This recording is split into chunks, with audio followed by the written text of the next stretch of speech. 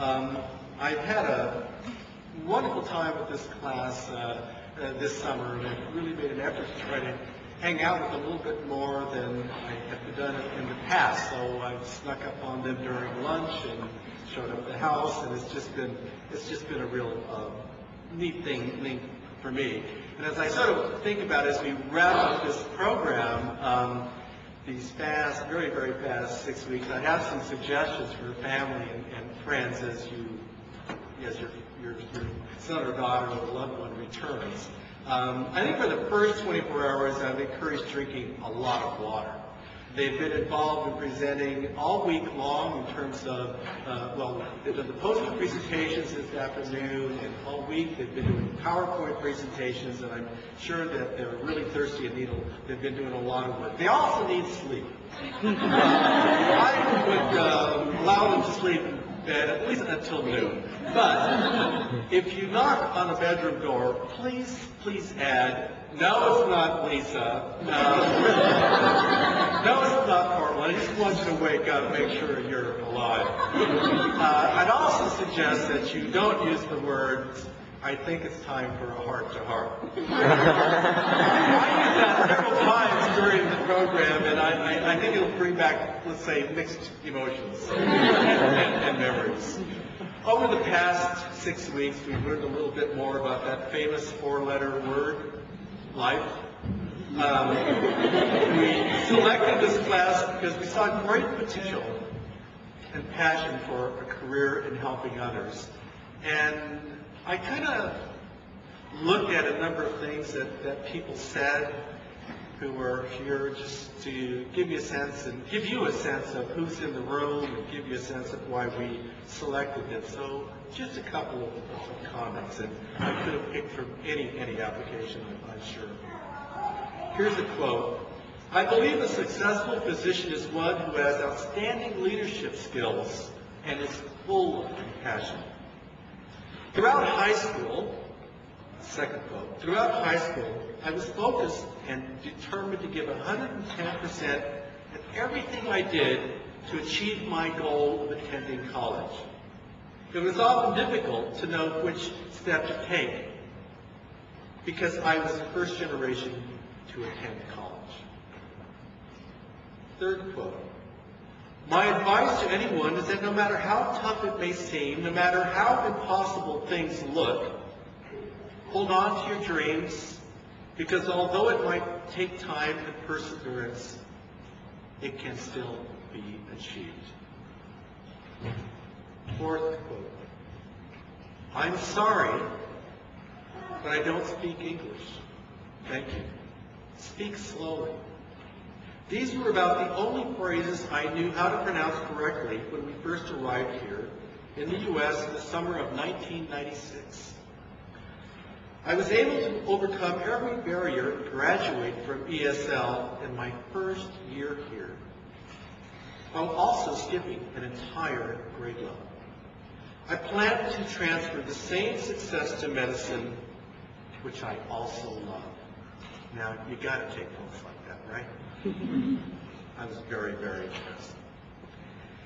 We have pressed and then pressed again throughout the program the need for diversity in the healthcare workforce, and then challenged each of them to continue in their path. How did we do this? I'm proud to say it is truly a Stanford community effort. We prepared a full week of activities beginning with classes in anatomy and cell biology. We had a research class that taught them how to be critical readers of research, and then asked them to pick a topic and explore that literature more deeply. We also tried to demystify the admission process by offering workshops on applying to medical school, writing the personal statement. This year, we even included a special session on study skills and strategies for the Stanford's learning specialists. I think it was very well received. We also offered an administration of the medical college admission test, the dreaded MCAT, just to demystify and provide some exposure to that test. We sponsored a mentor night and introduced them to successful role models. We included a special session on men and women in medicine. This was a special time for each group to discuss the challenges of pursuing a career in medicine from the perspective of gender. And I believe that was very, very successful. As the Stanford community effort, I would like to introduce, at great risk of omission, those individuals who made up this community effort.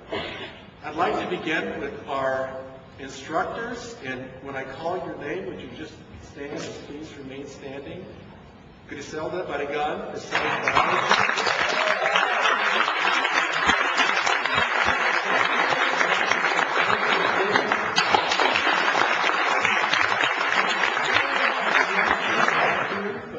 very involved in the anatomy class. Lucinda Hinojosa, are you here from the PA program? Mike Molina.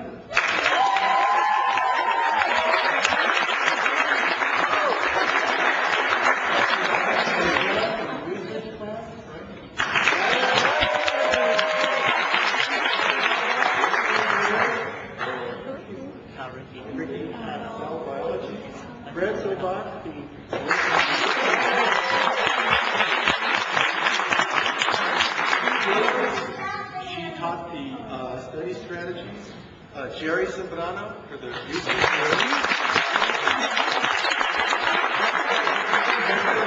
here from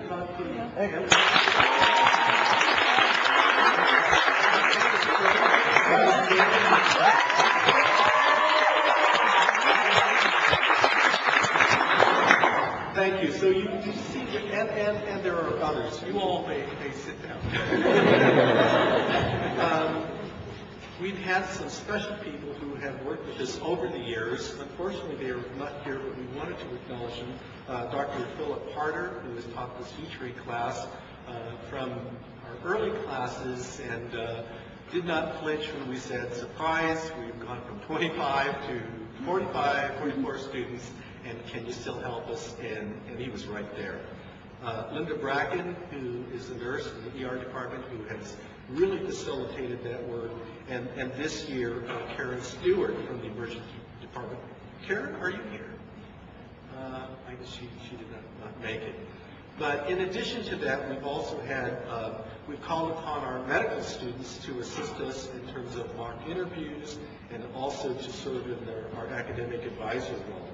For the unique effort in terms of the women's and men's night, we had special facilitators, Dr. Stacy Chawley, Felicia Rohan, who was a medical student, Manuel Sierra, who was here earlier but had to leave, and Antonio Alvarez, who is also a medical student. Guest presenters from the Stanford faculty included Dr. Clarence Braddock, Dr. Ross Bright, Dr. Denise Johnson, and Perfecto Munoz, who's not from Stanford, but came in from Stockton to assist us in our work. I've saved a couple of special people to acknowledge, and they have the distinct privilege and challenge of spending the past 6 weeks 24/7 with 44 unique individuals, and that would be Lisa Rodello and Corbin Lewis.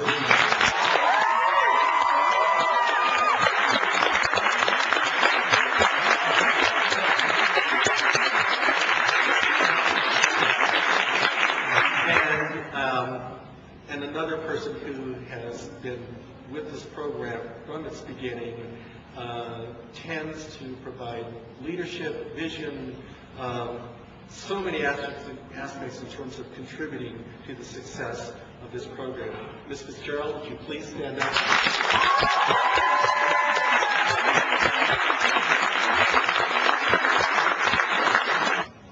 And I look forward to hearing from you in the future. I hope that you will share the information that you received and that you've learned. You have truly impacted my life for the better, and I miss you.